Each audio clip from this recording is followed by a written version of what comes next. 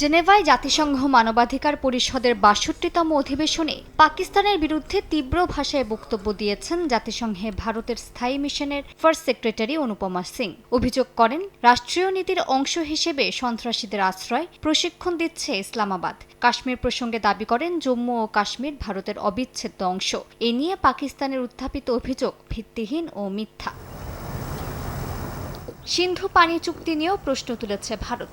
অনুপমা সিং বলেন, ১৯৬০ সালে স্বাক্ষরিত এই চুক্তি বর্তমান বাস্তবতার সঙ্গে সামঞ্জস্যপূর্ণ নয়। অনুপমা জানান, ৬ দশকের বেশি পুরনো এই চুক্তিকে বর্তমান রাজনৈতিক, পরিবেশগত ও নিরাপত্তা বাস্তবতা থেকে বিচ্ছিন্ন করে দেখা সম্ভব নয়। বক্তব্যে রাওয়ালকোট সহ বিভিন্ন এলাকায় বিক্ষোভ দমন, নাগরিক হতাহত এবং মৌলিক অধিকার হরণের অভিযোগ এনে নয়াদিল্লি দাবি করে সেখানে দীর্ঘদিন ধরে দমন পীড়ন ও সামরিক নিয়ন্ত্রণ চলছে।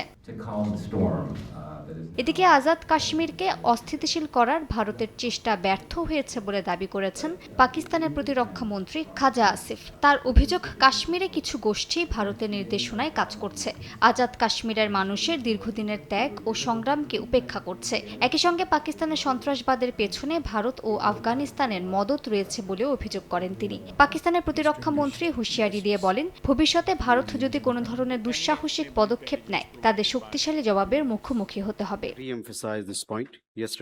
এদিকে বারাণসীর একটি মসজিদকে ঘিরে পাকিস্তানের প্রেসিডেন্ট আসিফ আলী জারদারির মন্তব্য প্রত্যাখ্যান করেছে ভারত। দেশটির পররাষ্ট্র মন্ত্রণালয় জানিয়েছে, এটি ভারতের অভ্যন্তরীণ বিষয় এবং এই বিষয়ে মন্তব্য করার কোনো এখতিয়ার পাকিস্তানের নেই। ভারতের উত্তরপ্রদেশের বারাণসীতে অবস্থিত গঞ্জ শহীদা মসজিদকে ঘিরে বিতর্কের সূত্রপাত। স্টেশন সম্প্রসারণ ও পুনর্নির্মাণ প্রকল্পের অংশ হিসেবে ভারতীয় রেলওয়ে ওই স্থাপনার জন্য উচ্ছেদ নোটিশ জারি করে এবং ২০ জুনের মধ্যে স্থান খালি করার নির্দেশ দেয়। সেই পদক্ষেপের পর পাকিস্তানের প্রেসিডেন্ট আসিফ আলী জারদারি সংখ্যালঘুদের অধিকার এবং যৌথ সাংস্কৃতিক ঐতিহ্য সংরক্ষণের আহ্বান জানান। মালিহা সুহরওয়ার্দী, সময় সংবাদ।